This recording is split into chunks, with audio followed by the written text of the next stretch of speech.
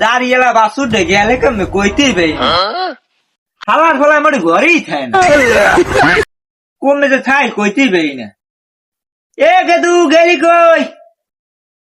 এ গেদু দূর আগ মার একটু বিড়ি খামু হ্যাঁ আব্বার লাগে পারমই না দূর ও বিড়ি খামু না আব্বা আমার লাগে কি একটু শান্তি থাকতেও পারবো না বলো দেন না মেতান কা কি কইবেন কোন